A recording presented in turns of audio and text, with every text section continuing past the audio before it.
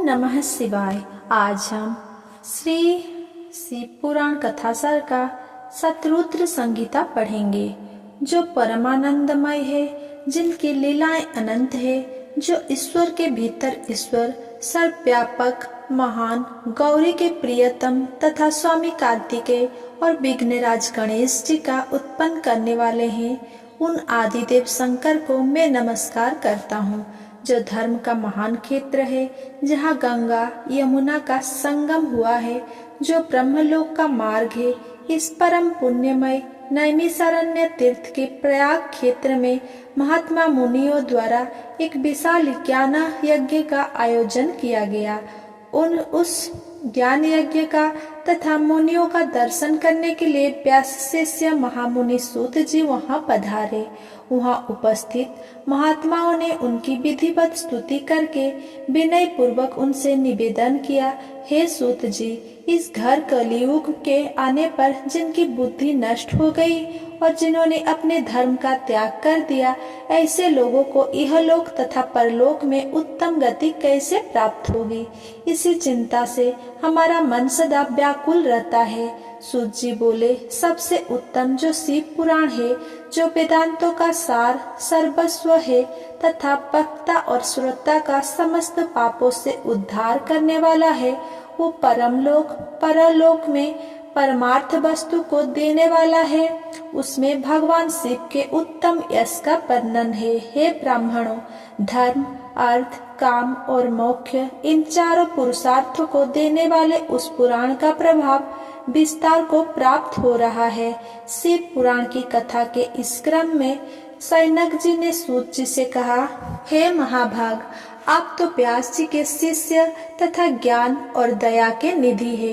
अतः अब आप शिव जी के उन अवतारों का वर्णन कीजिए, जिनके द्वारा उन्होंने सत्पुरुषों का कल्याण किया है। सूत जी ने कहा, हे मुने, पूर्व काल में इसी बात को सनत कुमार ने शिव स्वरूप तथा सत्पुरुषों की रक्षा करने में समर्थ नंदीश्वर से पूछा था।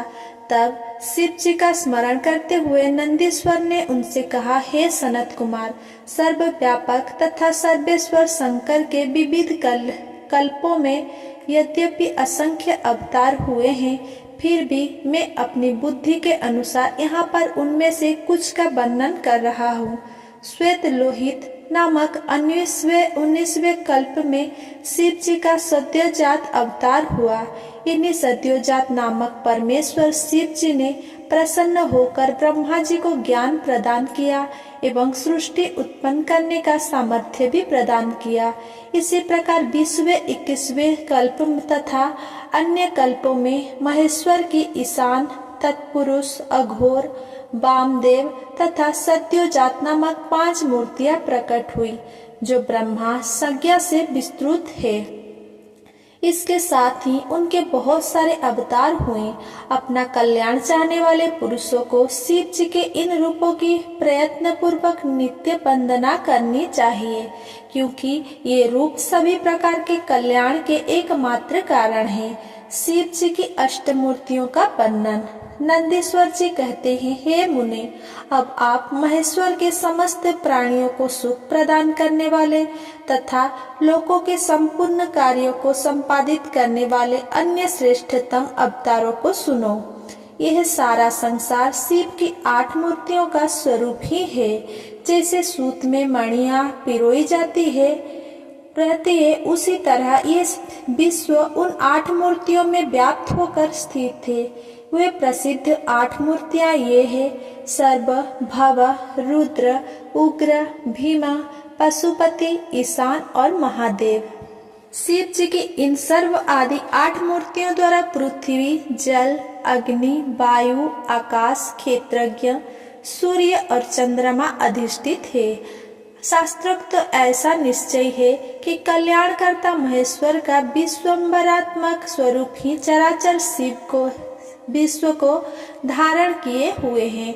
जैसे इस लोक में पुत्र पौत्र आदि को प्रसन्न देखकर पिता हर्षित होता है, उसी तरह विश्व को भली भांति हर्षित देखकर शंकर को आनंद मिलता है।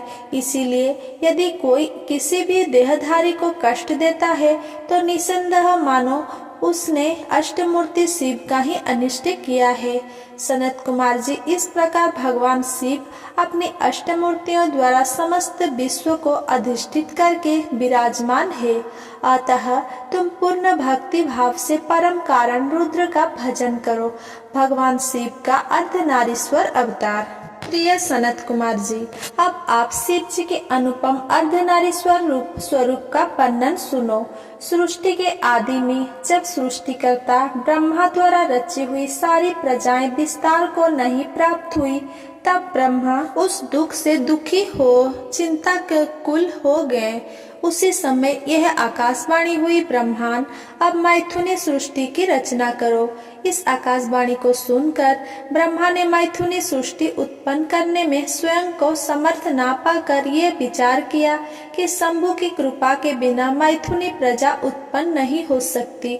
तब वे तप करने को उद्यत हुए। ब्रह्मा के उस तीव्र तप से थोड़े ही समय में शिव जी प्रसन्न होकर पूर्ण सच्चिदानंद की कामदा मूर्ति में प्रविष्ट होकर अर्धनारी नर के रूप में ब्रह्मा के निकट प्रकट हो गए।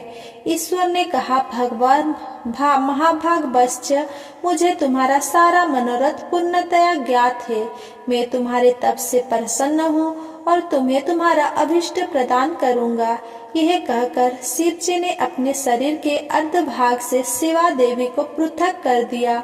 तब शिव से पृथक होकर प्रकट हुई परमा शक्ति की ब्रह्मा जी विनम्र भाव से प्रार्थना करते हुए कहने लगे, हे शिवे, हे शिवा प्रिय, हे माता, चराचर जगत की वृद्धि के लिए आप मुझे नारी कुल की सृष्टि करने के लिए शक्ति प्रदान करें।